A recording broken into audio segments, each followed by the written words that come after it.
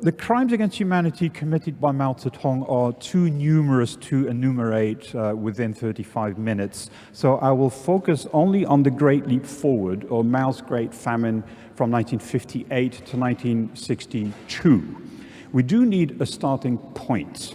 1958 is right in the middle after a decade of the People's Republic. So let me take 1953. It's a very good starting point. The man I mentioned earlier on, Stalin, dies. You know about him. He was the head of the Soviet Union. He was also the leader of the socialist camp. Stalin's death was very much Mao's liberation. Mao had lived in the shadow of his master in Moscow for many decades, and at last, so Mao thought, he would become the leader of the socialist camp. He was already annoyed with Stalin. Mao thought that he was a much more determined revolutionary. It was Mao, after all, who brought a quarter of humanity into the socialist camp, and it was Mao, after all, who fought the imperialist camp to a standstill in Korea. Of course, Mao did not become the leader of the socialist camp. Instead, a coarse, erratic, impulsive little man called Khrushchev became the master. Mao did not have much respect for him. When Khrushchev, in October 1957, invited the leaders of the socialist camp to come to Moscow and celebrate the 40th birthday of the Bolshevik Revolution, Mao was present. Khrushchev announced to the assembled leaders that the Soviet Union would overtake the United States in the production of dairy products. Mao saw his chance. Without missing a beat and without even standing up, he announced grandly that China would overtake Great Britain in the production of steel within 15 years. This was the start of the Great Leap Forward. How exactly did Mao think he would be able to overtake Great Britain or the Soviet Union, his real target? I'm not sure he really knew at this point. But in 1958 came a major change. Mao viewed the hundreds of millions of people in the countryside as the real wealth of China. Never mind lack of capital, there's plentiful of labor. His vision was to transform every man and every woman in the countryside into a foot soldier, to organize the countryside very much along lines in the army, with platoons and brigades. The slogan in the summer of 1958 became, "Every man, every woman, a soldier." Later that year, these hundreds of millions of people in the countryside were herded into giant collectives called people's communes. Tens of thousands of them were collectivized into a single people's commune. People's communes were run along military lines. People lost most of their belongings, lost control over their working schedules, lost their tools, utensils, their cattle, in many cases, schedule over their own work. They became quite literally bonded laborers who had to respond to the every beck and call of a local cadre. Well, we know what happened. With radical collectivization, what Mao had done was not so much discover the bridge leading from socialism into capitalism, but Mao had actually managed to kill any incentive to work. It was followed by a massive famine that claimed tens of millions of people. That much we knew all along. To this day, in textbooks in the People's Republic, there is talk of 3 years of natural catastrophe. But when I arrived in Hong Kong in 2006, almost 10 years ago, and when I started looking at archives across the border from Hong Kong in mainland China to research the Great Leap Forward, what I found was not so much people just dying of hunger because of lack of food. What I discovered was something very different, namely violence. I still remember the very first archive I read in the Guangdong Provincial Archives, which is a mere 2 hours away by train from Hong Kong. You go to the railway station, you buy your coffee at Starbucks, you clear customs, and a couple of hours later you are in the archives surrounded by these documents which were becoming available at the time. There was a story that retained my attention of a boy aged 12. He was tied up with rope and thrown into a pond and left to drown. There were hundreds of villagers forced to work naked from the waist up in the middle of the winter. There were people being flogged merely for having stolen a potato. It took me aback. And I thought that maybe this violence was very specific to that region in the south of China.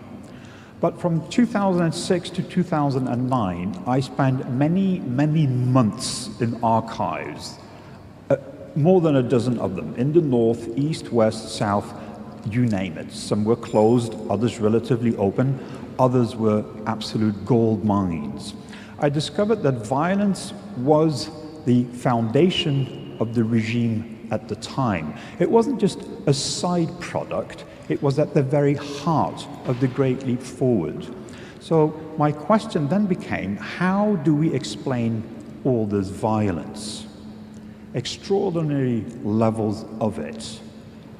I'll give you a few examples. People were not only forced to work half naked in the middle of the winter, but they were forced to stand as punishment in the glaring sun during the summer with their arms outstretched. I would like to do it, but I don't have a cordless microphone. For hours. People were beaten with bare knuckles, with fists, with canes. They were pummeled, they were tied up, thrown into ponds, they were forced to kneel on broken stones, on glass. In a few cases in Sichuan, they were doused in petrol and set alight. There are a few cases in the archives of people being literally buried alive. In Hunan, I came across one report of a father who was forced by the local cadre to bury his own son alive because this boy had stolen a sweet potato. The man died of grief himself a few days later. You may think that this is an exceptional example, but burying people alive as a form of punishment was common enough in Hunan province for the head, Zhou Xiaozhou, to speak out against the habit. A year later, he was purged, by the way. Extraordinary levels of violence. So the question is, why so much? Well, I pointed at it earlier on when I mentioned the profit motive. As everything was collectivized, as the very grain that farmers produced was in the hands of cadres who sold it to the state at a price below cost of production, as the land was taken by the people's communes, as people ended up virtually with no possession at all, as in some cases man and woman were separated to sleep in dormitories, there was no incentive to work anymore. But on the other hand, the local cadres were given increasingly higher quotas. They had to whip up the workforce in one drive after the other. Increase steel production, increase grain production, increase the amount of fertilizer, which will contribute to increasing the amount of grain. It's called the principle of the stick and the carrot. There were no longer any carrots, the stick replaced them. It's difficult to come up with numbers, and I will speak about that in a moment, but I think that roughly on the basis of all sorts of archives and very detailed investigations carried out by the Communist Party itself, I think about 5, 6, 7, 8% of the people who died from violence, torture. But something else happened here that came through the archives very clearly, and that is that the biggest weapon wasn't so much a stick to beat, flog, pummel villagers, force them to go back into the fields and work for virtually nothing, for work points. The biggest mode of punishment was actually hunger. Food became a weapon. In these people's communes, food was distributed in public canteens by the spoonful according to work points. In conditions of starvation, there wasn't enough food to go around. So local cadres used violence and food as a weapon to literally get rid of people who were too weak, too sick, too old to contribute to the regime with their labor. In effect, what they were doing is banning certain categories of people from the canteen. They were selectively killing people who either spoke out, protested, didn't work hard enough, including women who were too pregnant to actually work in the fields.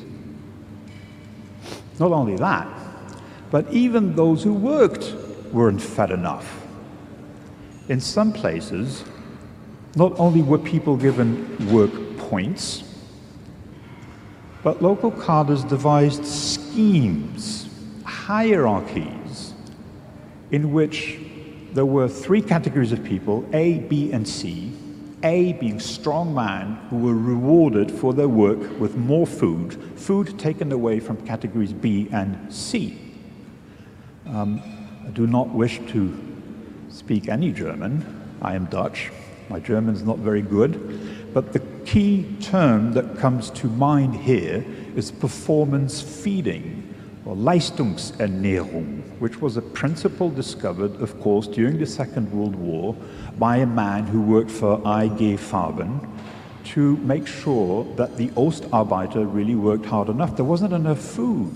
So give the food to people who work hard, take it away from those who don't work.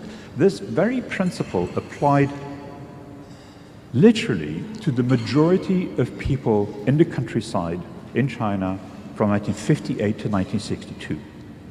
Children, the elderly, in some cases pregnant women were starved to death. What am I trying to get at? I'm trying to say that the very term of famine is a misnomer. It should be called genocide. At the very least, crimes against humanity.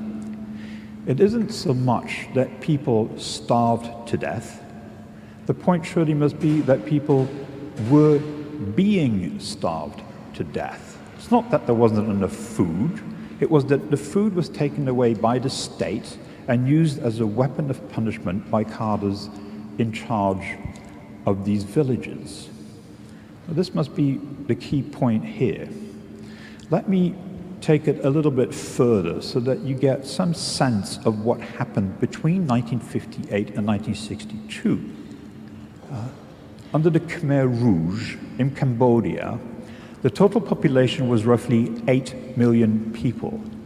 By various estimates, about 1.6 to 2.4 million people died under the Khmer Rouge regime. Now, if I take a mere region in China, not a province, there are several dozen provinces, a mere region, for instance, the region called Fuyang in Anhui province, it has the exact same population as Cambodia under the Khmer Rouge, namely 8 million.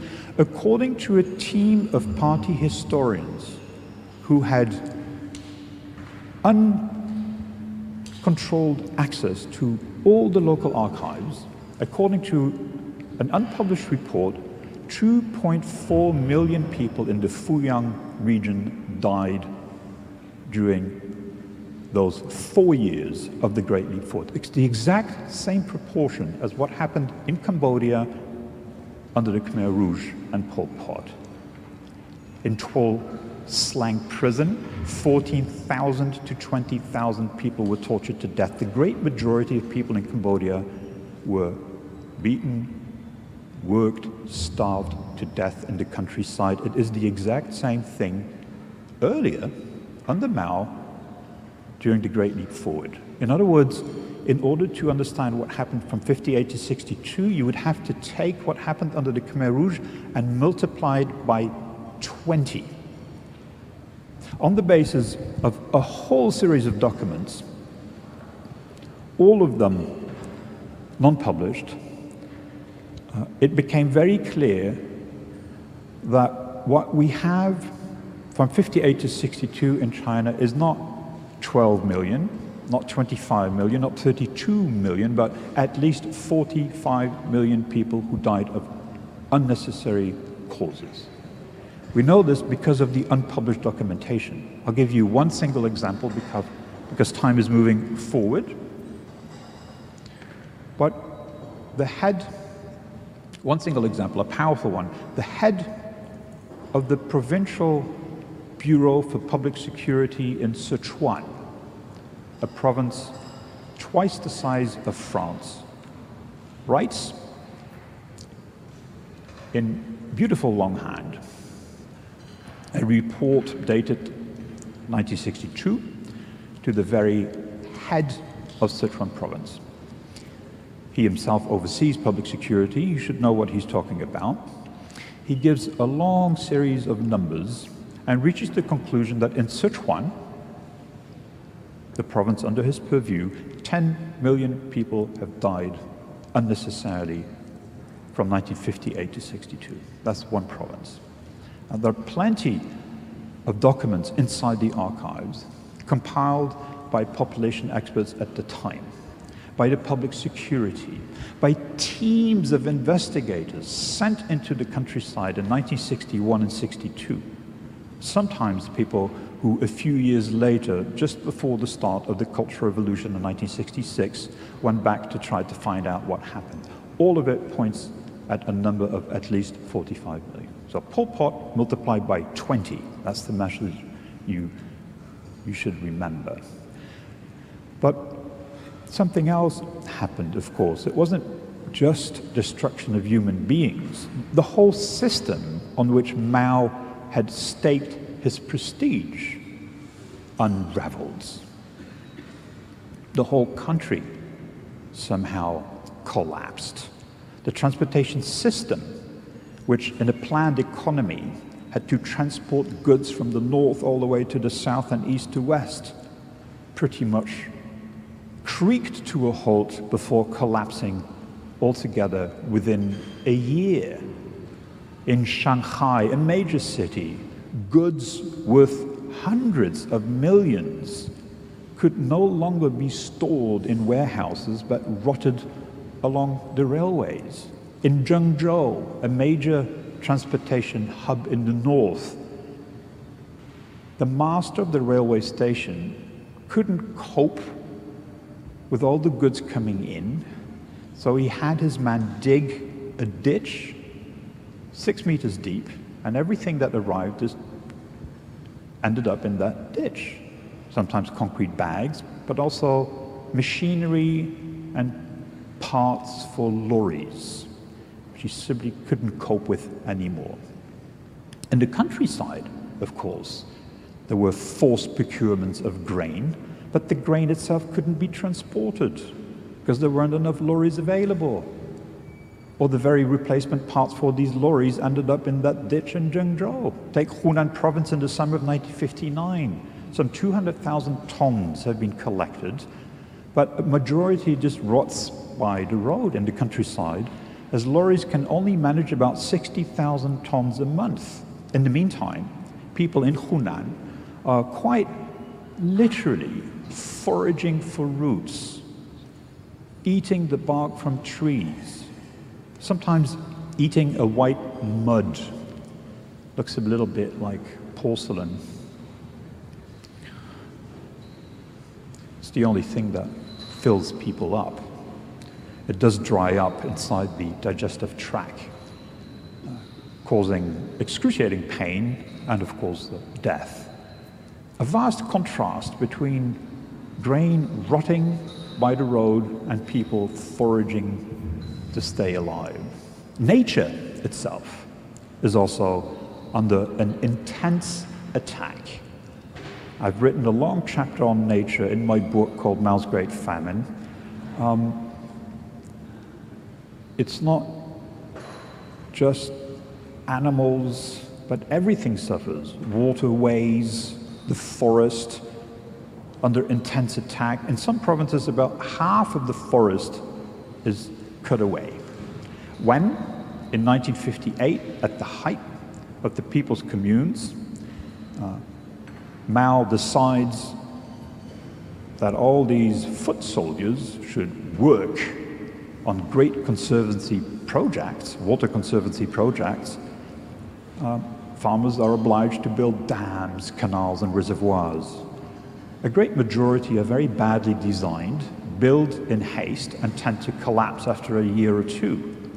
So by 1961 and 62, this country is suffering from soil salinization, landslides, and of course devastating inundations, which by the admission of the party itself is caused by these gigantic schemes to control nature. Something else happens, houses collapse. I remember reading a report, again it was in the very first week of me starting to look at this topic. I read about a house that was destroyed in order to contribute fertilizer. Well, I thought, surely this is exceptional, so I'm not going to look at this again. But as I went from archive to archive, I found that everywhere people were destroying houses in great quantities. They destroyed them for a variety of reasons. One reason was precisely to produce fertilizer. It does make sense. If you have a mud hut in which animals have been capped, the bricks will contain some organic matter, so you can pulverize these bricks and distribute them over the fields to increase the grain yield. But of course, as with everything else, villages compete with villages in order to produce steel, produce grain, produce fertilizer. So before you have it, a local cadre, a party activist, volunteers to tear down his own house to increase the fertilizer, the quantity of fertilizer. Entire villages are being destroyed. There are other reasons. In some cases, a local cadre can already see communism beckoning in the future and decides that all these little houses should be destroyed to make place for skyscrapers. Of course, the skyscrapers never appear. The plan never quite migrates from paper to the ground. Very little is being rebuilt. Houses are also destroyed as punishment. Farmers try to keep some of the grain back from the militia, but the militia come, search houses, destroy floorboards, and even if they don't find anything, will take away some of the bricks of that house as a form of voluntary contribution. Liu Shaoqi, number 2, in the hierarchy, goes back to his own home province of Hunan in the early months of 1961, investigates the situation, writes a letter to number 1, Mao Zedong, to announce that 40% of the housing in Hunan has been destroyed. 40, not 14. 40% of all housing in Hunan has been destroyed. At a national scale, this represents more than any one of the World War II mass bombings. It's a devastation which is bigger than that. Quite extraordinary. We have a few minutes left, I can tell from the watch over there. I did ask them to move the watch. They said they couldn't do it, so I have to move forward. But now, of course, I'm afraid of falling off the podium. We have a few more minutes, and I would like to shift the focus slightly away from the devastation and the destruction and look at how ordinary people, against all odds, managed to somehow survive. They were not passive victims. From the very moment that the Great Leap Forward started, there was resistance at every level. The most common strategy for ordinary people was to simply do nothing, allow natural inertia to take over. In a factory, there will be posters extolling model workers. There will be loudspeakers in factories in the countryside, exhorting people to work harder, overfulfill the plan. But in reality, in factories, most people do very little. In the countryside, farmers will work under the eye of a passing carter, but as soon as the man in charge is gone, they will, if they can, they will sit down by the side of the field and just wait for the end of the day. In some cases, they will have their own sentinels in the fields. And if the head of the village is on their side, which is not often the case, but it does happen, entire villages literally sleep throughout the winter in order to conserve energy. But much as people become masters of time theft, they must actually steal food in order to stay alive. Saving calories is not enough. In the cities, even more so in the countryside, people must become experts at stealing food. It starts at the very beginning of the agricultural cycle, as farmers will go into the fields and very quietly clip off a few spikes of grain and often eat these green kernels raw outside of anybody's view. Of course, there is no such thing as cooking food secretly.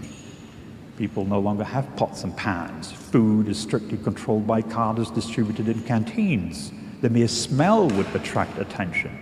Anything a person manages to get must be eaten raw.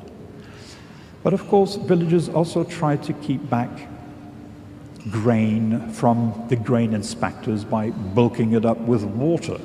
Never mind that it will rot because the water content is too high.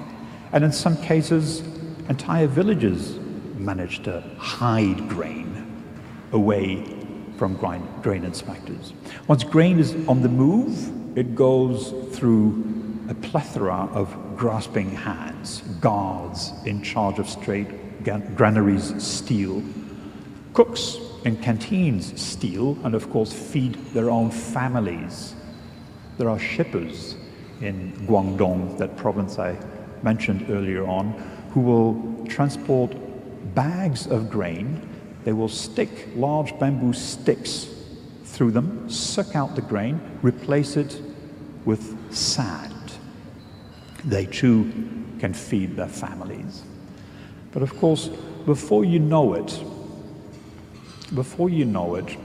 stealing from the fields, stealing from a state granary, stealing from some sort of impersonal institution is no longer possible.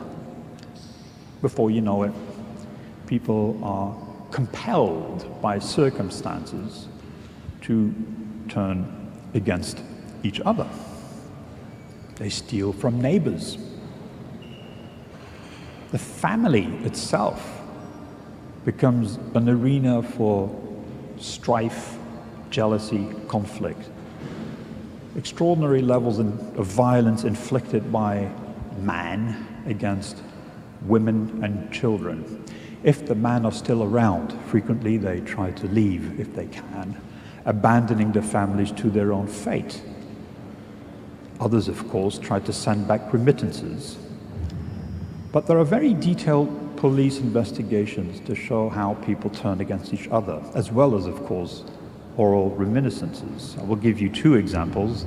Just outside Nanqing is a man called Wang Jiuchang, and he systematically takes the grain ration allocated to his 8-year-old daughter.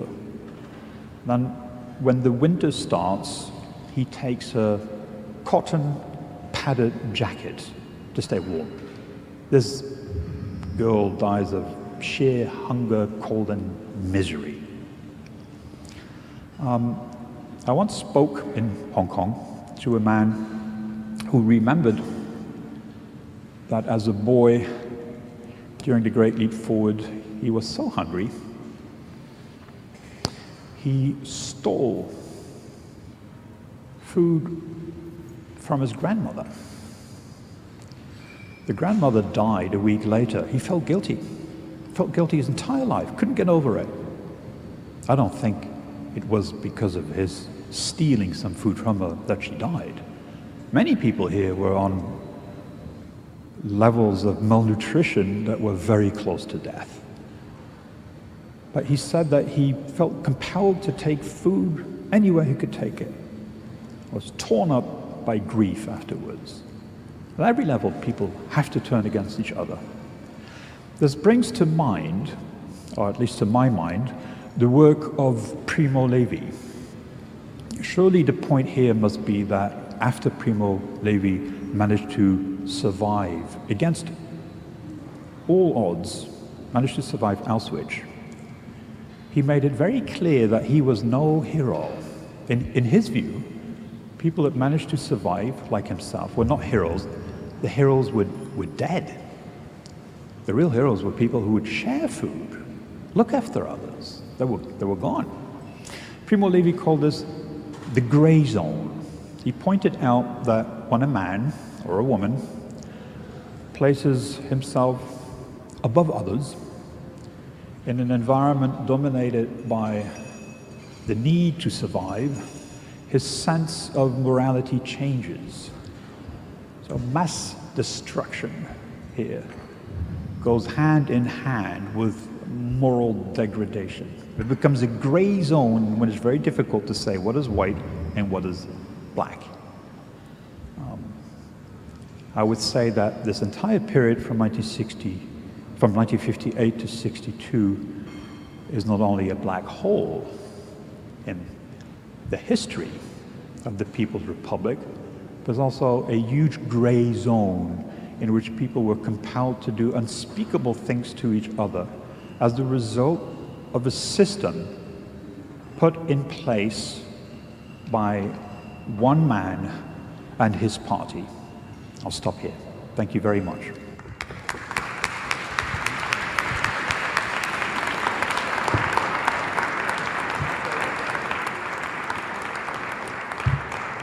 Thank you very much. Thank you very much, Professor Dikotter. We have a little bit of time for questions or comments. If anybody wants to raise a question or further a comment. Why was it that you have been the first to open up these archives? Why did no one before you do the job? I wasn't the first. I was one of the first.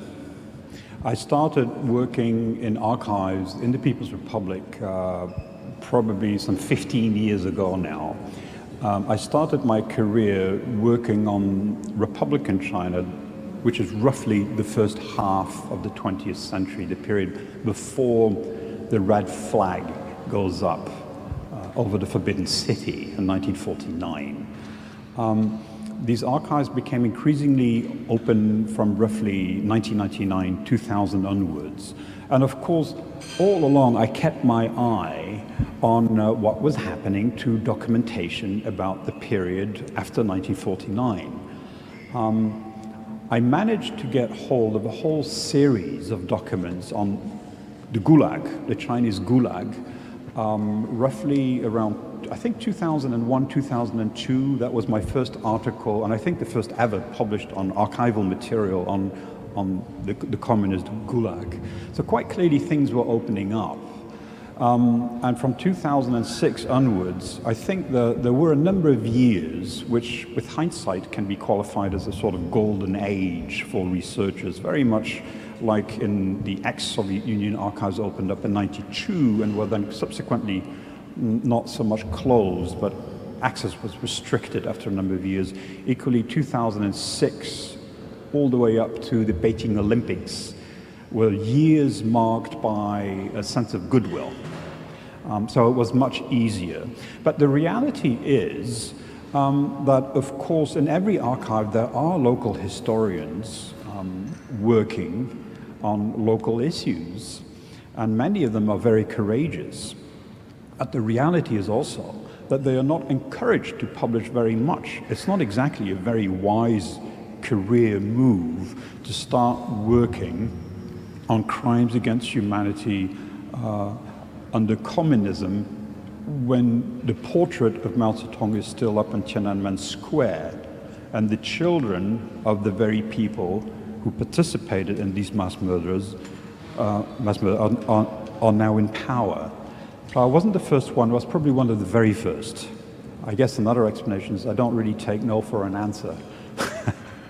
And from Hong Kong, it's possible to go to, frequently to archives, and there are many of them. If one is closed, another one will be open. There are literally, each province will have one provincial archive, several municipal archives, literally over 100, 200 county archives. So there's no dearth of material. In some cases, it's very difficult to get hold of anything. In other places, it's almost like a dream. It varies enormously. I mentioned the case of Guangdong, the Guangdong Provincial Archives. I went many times. It changed drastically. I remember on one occasion, it literally changed from one day to the next. In December, it was okay. In January, a new regime came in, decided that you couldn't see anything anymore. So it varies enormously. I guess, while I wouldn't want to accuse anybody, I would probably say that as much as local Chinese historians are courageous and frequently publish extremely good material in Chinese in Hong Kong, some of my colleagues in Europe and the United States and Australia are less willing to take a risk and tend to themselves spontaneously avoid controversial topics. In Germany and in Austria, after half a century, finally we discuss the crimes against the Jews and humanity in public opinion. That means we realize that we have made crimes of dispossession, and therefore we have these cases of restitutions of artworks and houses taken away, given back. Is there a similar movement starting in China, or is it far away? No. In fact, as much as from 2006 up to the Olympics, there was a reasonably open climate in the People's Republic. The tone has changed enormously under what I shall refer to politely as the last incoming administration. The tone has changed, not just the tone, but very clear injunctions. One injunction is, there shall be no denial of the positive role played by the Communist Party in the history of modern China. There's a very clear injunction given to academics in Beijing, Shanghai, and Guangzhou. The amount of self-censorship in Hong Kong is increasingly being felt. There is no encouragement, official or otherwise, for people to somehow speak out or research any one episode during the Mao era. There are publications, of course there are, And there are tremendous projects being carried out by students in the mainland, but it has to be very low profile, and it is becoming increasingly shy. There is no, for instance, public memorial to any of these crimes committed from 1949 onwards. There's not much of a public discourse. There are a few private museums on the Cultural Museum which managed to survive, but overall there isn't much there. I will give you an example which was filmed by a friend of mine, a documentary filmmaker called Hu Jie from Nanjing. He made a movie about a village where the villagers decided to erect a memorial arch in memory of those who had perished during Mao's Great Famine, during the Great Leap Forward. So they inscribed the names of all the victims on this big memorial arch. Within weeks, the Public Security Bureau came to tear this arch down and arrest those seen to be guilty. This happened a few years ago. So that is not exactly an encouragement to talk about the past, never mind talking about compensation. One more question, Professor Zimmerer. Yes, thank you very much for your very compelling lecture and for your book. And you make a terribly sort of convincing case, a thick description of violence. The one thing I wonder is, you said it's one man and it's happening because of one man. How important is ideology and ideas in this? I mean, the reason is we had this discussion about Stalin, and we had Jörg Babarowski's book where he says ideas don't kill. The question is, I think ideas can kill, even if it's sort of coming through one man. So how important is ideology in all of this? I will listen selectively and understand that there are two questions. One is about the nature of the hierarchy, and the other one is about ideology. Now, the first one, I do talk about one man in short, because we only have a limited amount of time, but it's much more complex, and in my book, I go out of my way, probably more than anybody else, to show the extent to which number 2, 3, 4, and 5, and all the way down the hierarchy, people were in positions of power, were keen to participate for a variety of reasons. One compelling reason is that the year before, in 1957, to the early months of 1958, roughly 500,000 people were purged, including leaders of entire provinces. Now, when you see the leader of the province next door being purged, you don't want to fall behind, so you show your commitment to the task. There's another enormous purge that takes place from 1959 to 60, when literally millions of cadres are being replaced by unscrupulous man, but invariably man, unscrupulous man willing to trim their sails to the wind that blows from Beijing, regardless of any notion of right and wrong. And then at the very bottom of that hierarchy, there are what I refer to as willing executioners, a term that has been used in a different context, are people who realize that the only way you can get out of this village is to become a party member and make sure that you get what is referred to as a red flag.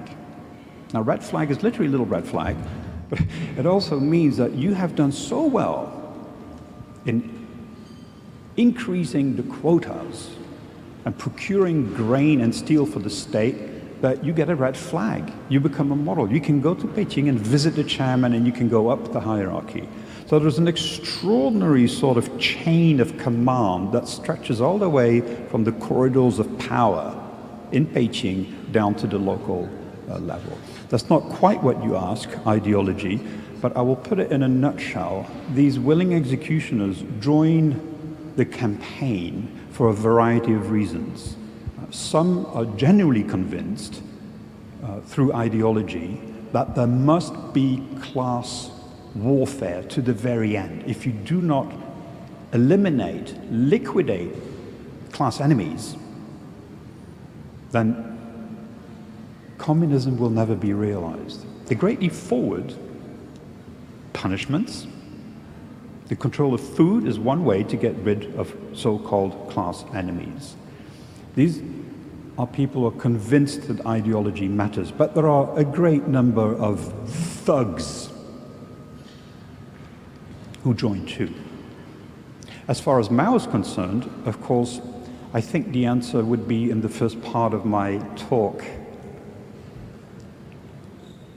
in that ideology or not, the good old chairman wishes to assume the mantle of leadership of the socialist camp. It is ideology if you wish, but it doesn't really matter a great deal whether this is communism or socialism, whatever you wish to call it. He wants to be the man who discovers the golden bridge from socialism to communism and leads humanity towards a better world. We're running very late. I'm going to give the floor over to Saskia Sassen for a very short question, please. Thank you very much for an extraordinary talk. You mentioned as one element, and that's the element that I would want to ask my question about, the move to implement enormous projects. And my question, and I understand, I accept the explanation, the consequences as you described them. My question is whether at least some of these projects were meant for what we today might call the common good, or were they really all simply whatever, you know? Was there also that, and does that then alter at least one feature, one component of these terrible outcomes, compared, say, with some of Stalin's more generic? Well, both Hitler and Stalin believed that if you could just eliminate certain categories of people, if you could only get rid of them, then a whole new world would open up. And I think this is very much what Mao has in mind too. It is all for the greater good. It is all for the greater good of the people. The question is, who are the people?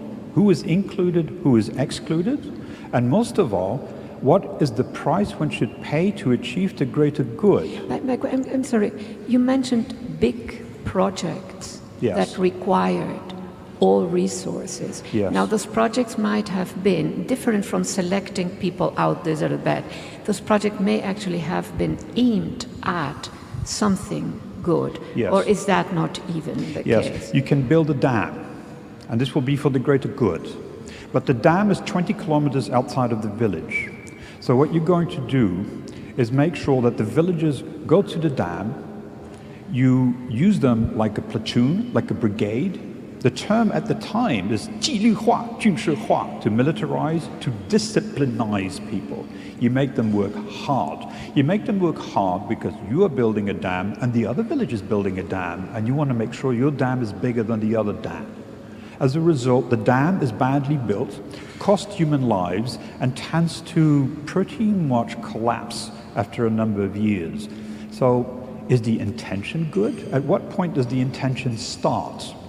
I mean, surely the moment you decide to build a dam outside of the village, you must be aware that people will have to undergo horror, sleeping outside, not being fed, far away from home, without the ability to come back. You must know that there will be a price to be paid. In fact, the slogan is very clear. The Great Leap Forward, 3 years of bitterness, and a world of plenty for all. It's just those 3 years of bitterness. Unfortunately, after the 3 years of bitterness, there still wasn't plenty for all. Thank you very much for a very interesting talk. Thank you very much, Frank Dikotter.